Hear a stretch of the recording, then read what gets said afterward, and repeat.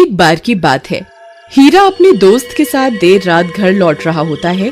तभी रास्ते में एक बरगद का पेड़ आता है। उस पेड़ के नीचे एक 100 रुपए का नोट पड़ा होता है। उसे देखकर हीरा खुश हो जाता है। अरे वाह वाह वाह, आज तो लॉटरी लग गई। रामू भाई वो देखो 100 रुपए का नोट। फिर हीरा वो पैसे उठा लेता है। तभी उन्हें पेड़ में से अजीब सी आवाज आती है।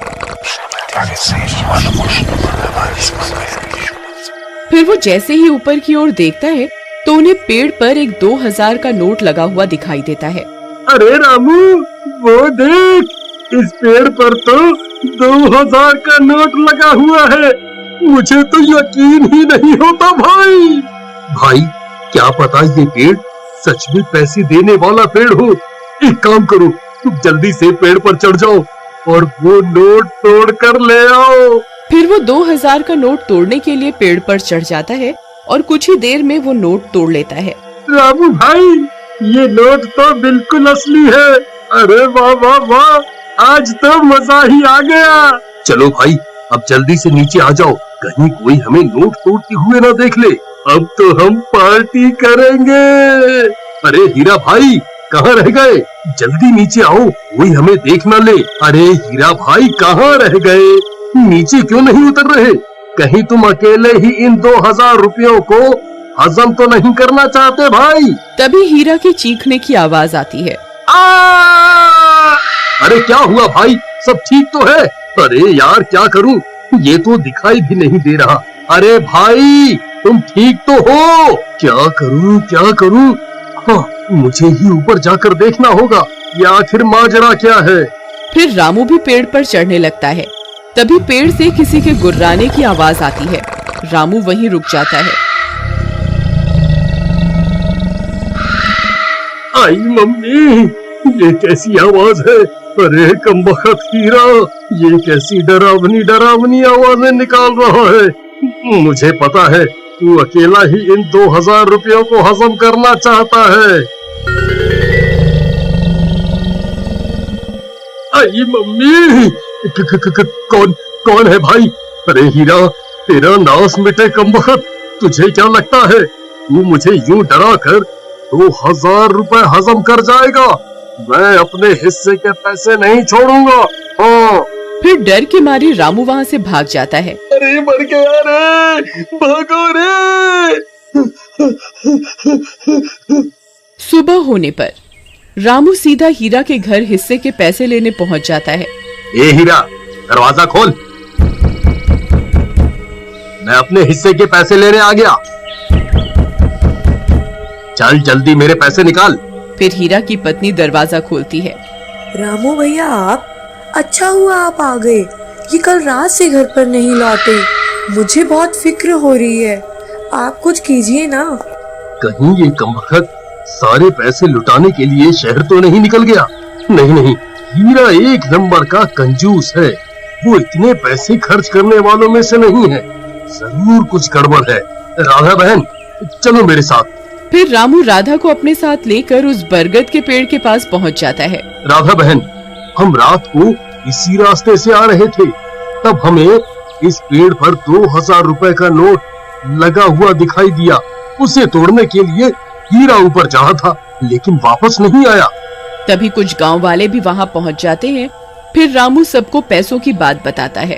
अरे भाई हरिया, जरा पेड़ पर चढ़कर तो देख, हीरा भाई वहाँ है या नहीं? फिर हरिया पेड़ पर चढ़ जाता है और बहुत देर ढूंढने पर भी उसे हीरा का कोई नामो निशान नहीं मिलता। भाई यहाँ ऊपर कोई आदमी नहीं है। ये कैसे हो सकता है? हीरा तो नीचे भी नहीं उतरा। फिर हीरा गया तो गया कहाँ? कहीं वो चुड़ैल उसे खा तो नहीं गई जो रात को अजीब सी आवाजें निकाल रही थी? फिर सब गांव वाले वहाँ से चले जाते हैं और राधा रोने लगती है। जी आप कहाँ चले गए जी? अब मैं आपको कहाँ ढूंढूं? तुम रो नहीं बहन, हीरा जरूर मिल जाएगा। हम रात होने पर यहाँ दोबारा आएंगे। फिर वे दोनों भी वहाँ से चले जाते हैं। रात होने पर रामू कुछ गांव वालों को साथ लेकर फिर से उस पेड़ के पास पहुँच जाता है। अब की बार पेड़ पर बहुत सारे नोट लगे होते हैं। गांव वालों की आंखें फटी की फटी रह जाती हैं। अरे वाह वाह वाह वाह, हमारी तो लॉटरी ही लग गई। अरे रामू भाई, तुमने तो कमाल की खोज की है भाई। तुमने तो सच में पैसे देने वाला पेड़ खोज निकाला। फिर पैसों के लालच में आकर एक गांव वाला झट से पेड़ पर चढ़ने लगता है। अरे नास मिटे, रुक जा, ये कोई आम पेड़ नहीं है, यहाँ जरूर कुछ गड़बड़ है, रुक जा।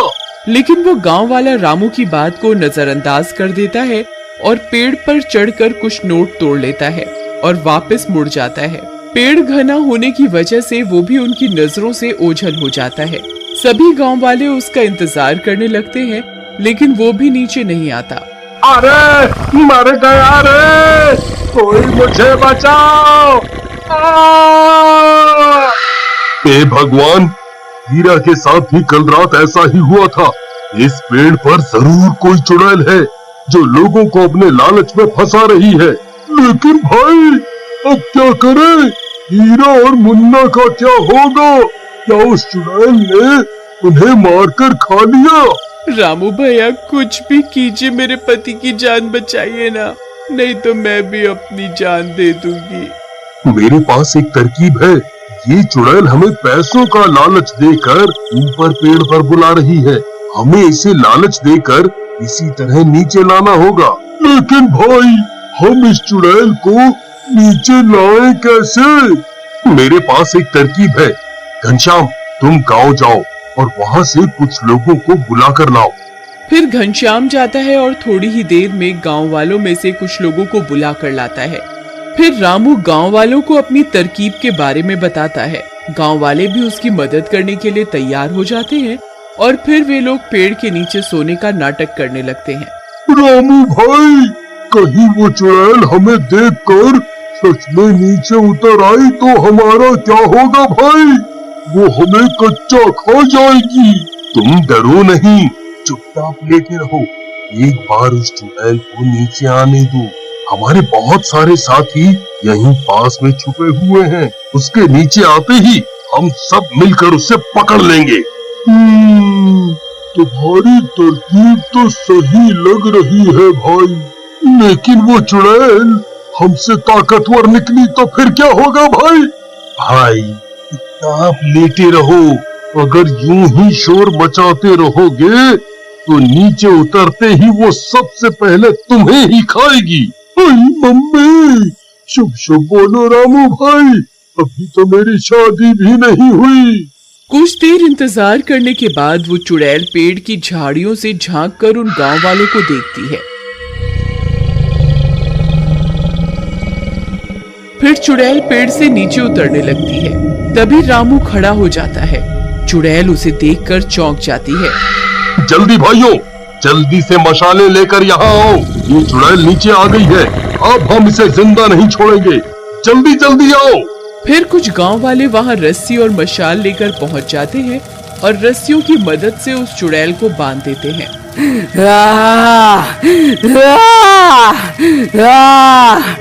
चुड़ैल, अब तू नहीं बचेगी। तू हम इंसानों को लालच देकर फंसाती थी ना।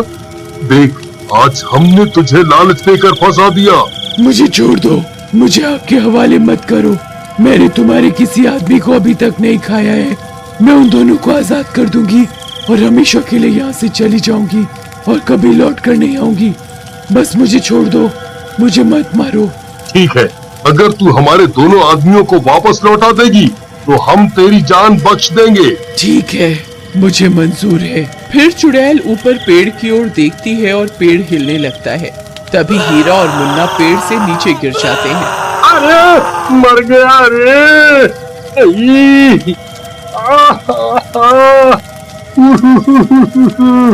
अरे हीरा भाई, तुम ठीक तो हो ना? हाँ भाई, मैं ठीक हूँ। मेरा लालच कुछ ज्यादा ही महंगा पड़ गया। फिर गांव वाले उस चुड़ैल को आजाद कर देते हैं और अपनी अपनी मशालों को पीछे कर लेते हैं और चुड़ैल वहां से गायब हो जाती है।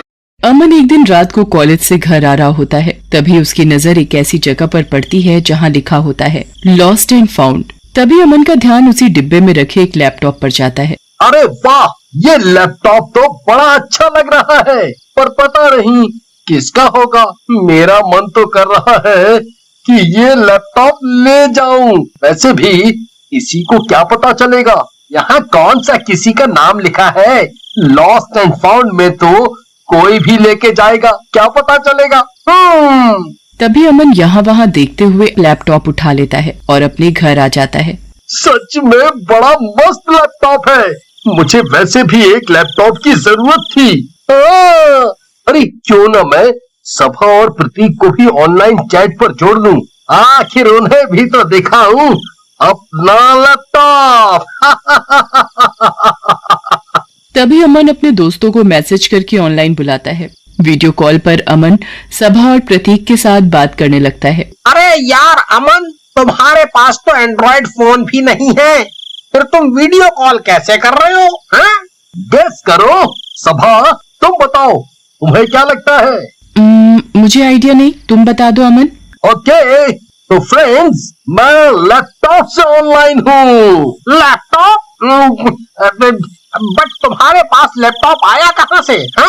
इन लोगों की चटपट चली रही थी कि अचानक से लैपटॉप में एक और पॉपअप होता है और अचानक एक भयानक सी शक्ल में एक भूत के वीडियो कॉल भी ऑन हो जाती है।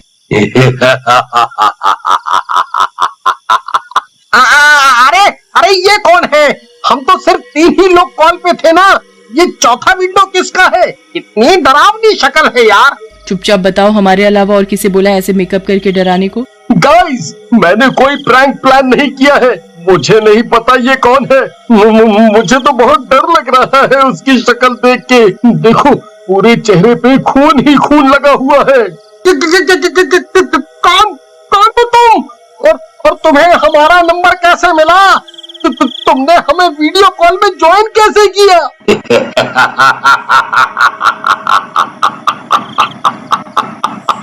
अभी भी तुम लोग नहीं समझ पाए कि मैं कौन हूँ। गाइस, मुझे ये मजाक बिल्कुल पसंद नहीं आ रहा है, मैं ऑफलाइन जा रही हूँ, बाय। इतना कहने की देर थी कि अचानक ही सभा के लैपटॉप की विंडो फ्लिकर करने लगती है। वे लोग यहाँ सभा को सब्र बंधा रहे थे और तभी अचानक सभा की कॉल प्ले होती है और जो नजारा प्रतीक और अमन देखते हैं वो दंग रह जाते हैं। सभा का सर धड़ से अलग टेबल पर पड़ा हुआ था और उसकी आंखों से खून बह रहा था। सभा का लैपटॉप चालू हो चुका था। बचाओ बचाओ, कोई बचाओ। सभा सभा, ये कैसे हो गया? सभा सभा, ओह माय गॉड! सभा, बचाओ, हमें कोई बचाओ। सच सच बताओ, तुम कौन हो? और ये सब तुमने ही किया है ना? हमारे दोस्त को तुमने ही मारा है ना?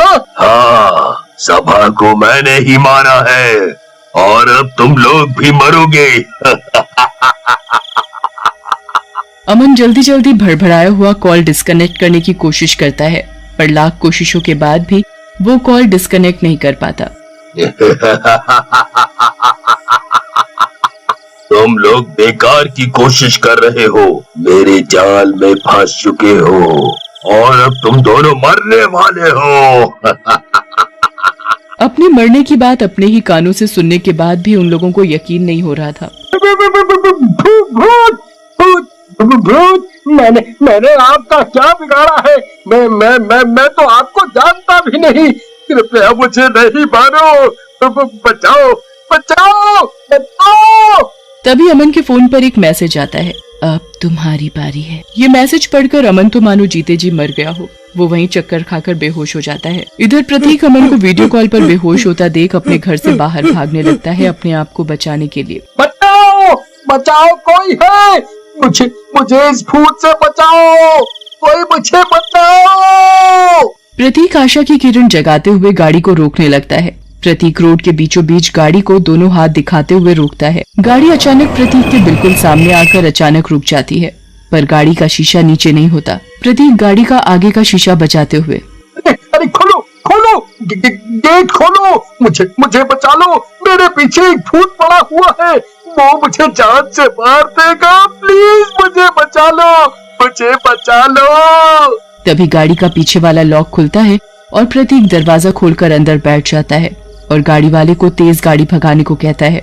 गाड़ी वाला तेज तेज गाड़ी भगाने लगता है, पर वो गाड़ी को एक जंगल की तरफ मोड़ लेता है। ये देखकर प्रतीक कुछ समझ नहीं पाता। अरे भैया, ये आप गाड़ी कहाँ ले जा रहे हो? चुपचाप बैठा रह, मैं बिल्कुल सही जगह ले जा रहा हूँ तुझे।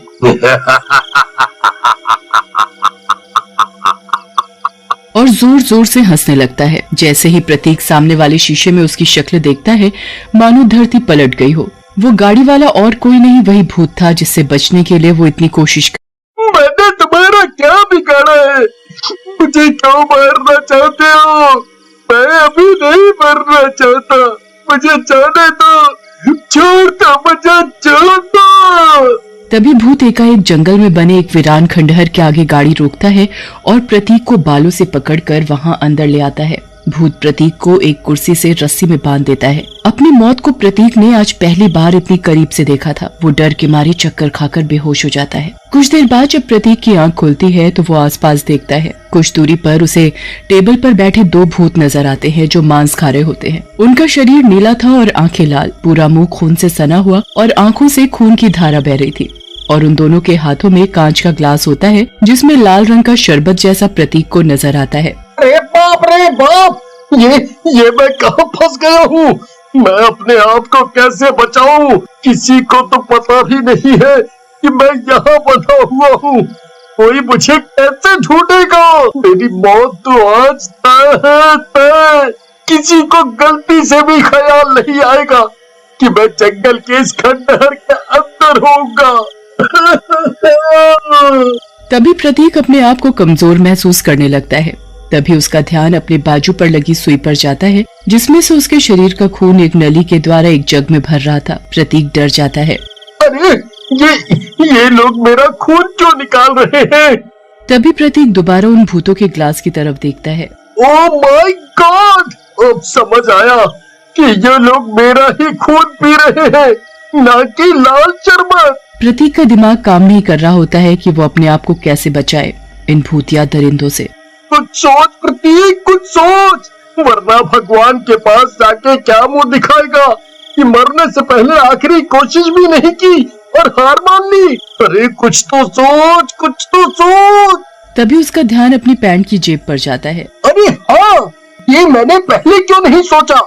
मोबाइल तो मेरी जेब में ही है, मैं कॉल करता हूँ। किसी को क्या पता, मुझे कोई ढूंढता हुआ यहाँ आ ही जाए।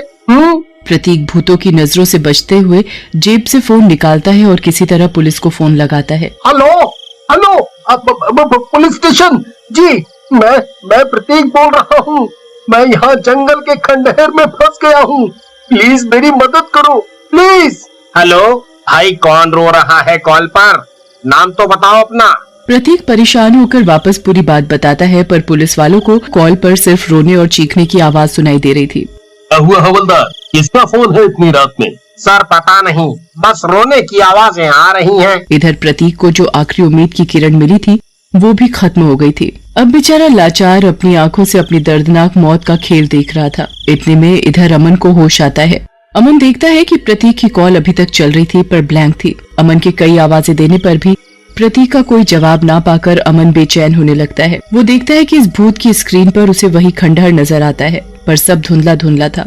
अमन भौचक्का रह जाता है और समझने की कोशिश करता है कि ये सब का मतलब क्या है। इधर पुलिस वाले इस कॉल की लोकेशन ट्रेस करने लगते हैं और पता लगाने की कोशिश करते हैं कि आखिर माजरा क्या है। इधर अमन बहुत सोचने समझने पर उसके दिमाग में एक बात आती है। वो लैपटॉप लेकर फटाफट उस लॉस्ट एंड फाउंड वाली जगह के लिए निकल पड़ता है। भागते भागते अमन कुछ देर में उसी जगह पर पहुंच जाता है जहां उसने उस लैपटॉप को पहली बार देखा था। वो पाता है कि उस जगह पर कुछ बहुत अजीब था। सारी चीजें खूबसूरत तो थी पर उनको देखकर एक अनचाहा सा एहसास था।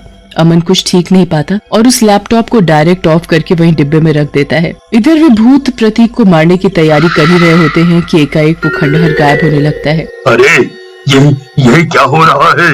हमारी दुनिया वापस से नष्ट क्यों हो रही है? इतने सालों बाद तो हम इस दुनिया में वापस आए थे, इंसानी खून पीने को मिला था इतना तरसने के बाद, पर ये किसने किया? किसने किया? प्रतीक समझ नहीं पा रहा होता है कि ये सब क्या हो रहा है। धीरे धीरे वो खंडहर वो भूत सब नष्ट होने लगते हैं और धुआं बनने लगते हैं। तभी प्रतीक पाता है कि वो खंडहर वाला भ्रम सब खत्म हो चुका है, पर प्रतीक खून निकल जाने की वजह से बहुत कमजोर महसूस कर रहा होता है। अरे मैं इतना कमजोर हो गया हूँ कि अपने आप को निकाल भी नहीं पा रहा इस रस्सी से। और बेहोश हो जाता है। तभी वहाँ पुलिस भी प्रतीक का नंबर ट्रैक करते करते उसी जगह पहुँच जाती है। अरे ये कौन है? सर ये तो बहुत कमजोर हो गया है। देखिए, इसे देख के लगता है कि इसके शरीर का खून कुछ ज्यादा मात्रा में निकाला गया है। हमें इसे जल्द से जल्द हॉस्पिटल में एडमिट करवाना चाहिए। पुलिस फटाफट एम्बुलेंस बुलाती है और प्रतीक को हॉस्पिटल भेजती है। अमन को जब इसकी खबर मिलती है तो वो प्रतीक से मिलने आता है। प्रतीक उससे सारी घटना बताता है। प्रतीक, अगर हम किसी को ये भूत या लैपटॉप का किस्सा सुनाएंगे ना तो कोई हमारा विश्वास नहीं करेगा। अभी मैं वो लैपटॉप वापस वहीं छोड़कर आया हूँ। बेहतर यही होगा हम ये सब एक बुरा सपना समझ के भूल जाएं। हाँ दोस्त, भूल जाएं। प्रतीक भी अमन की हाँ में हाँ मिलाता है और वो दोनों इस राज को अपने भीतर ही दफन कर देते।